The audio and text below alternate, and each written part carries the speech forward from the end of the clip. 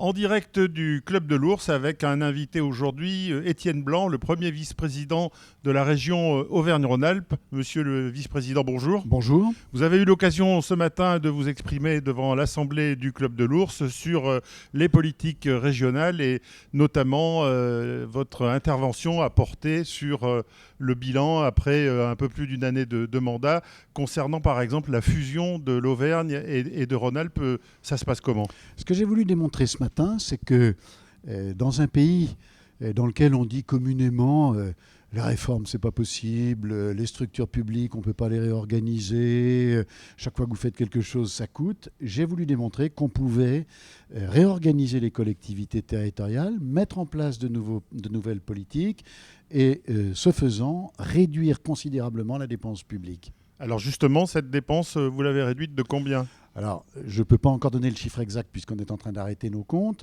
mais ce sera une somme supérieure à 100 millions d'euros de réduction sur l'année 2016 par rapport à 2015, sur un budget de 3 milliards 300 millions.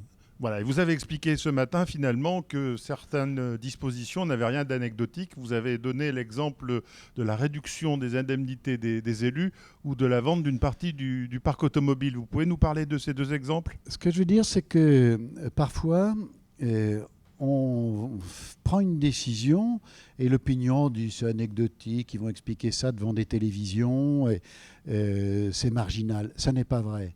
Quand vous décidez de réduire la dépense publique, aucune dépense ne doit échapper au contrôle. Alors sur les deux décisions que nous avons prises, sur les indemnités des élus, nous avons décidé de les réduire de 10%. C'est vrai pour tous les élus, membres de la commission permanente, l'exécutif, les conseillers régionaux, les membres du conseil économique et social régional. Et puis sur les voitures, nous avons considérablement réduit le parc. Alors comment nous y prenons ? Une voiture par service, c'est terminé. Maintenant, tout ça est mutualisé. Les collaborateurs utilisent la même voiture, ils s'entendent entre eux.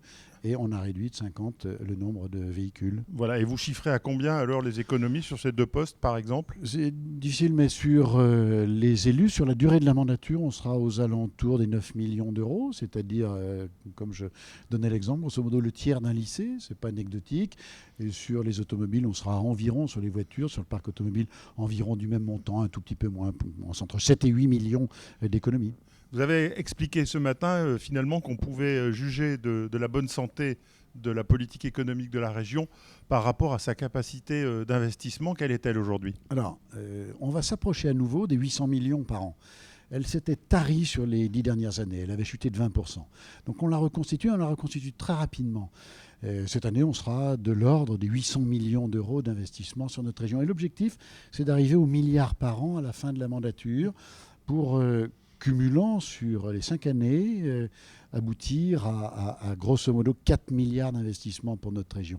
Et 4 milliards d'investissements, 4 milliards d'euros d'investissement dans une région comme la nôtre, entre guillemets, ça fait du bruit pour employer un langage trivial. Ça permet de financer un plan routier pour le Cantal. Ça permet de financer la participation régionale sur l'autoroute A45 entre Lyon et Saint-Étienne. Ça permet de financer une très belle opération sur le musée des tissus. La région, sur un sujet de cette nature, vient avec une capacité d'investissement.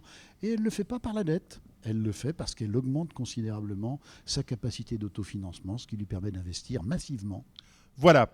Eh bien, merci beaucoup. Je vous dis à très bientôt pour un nouveau rendez-vous du Club de l'Ours, toujours en direct du quartier Général Frères.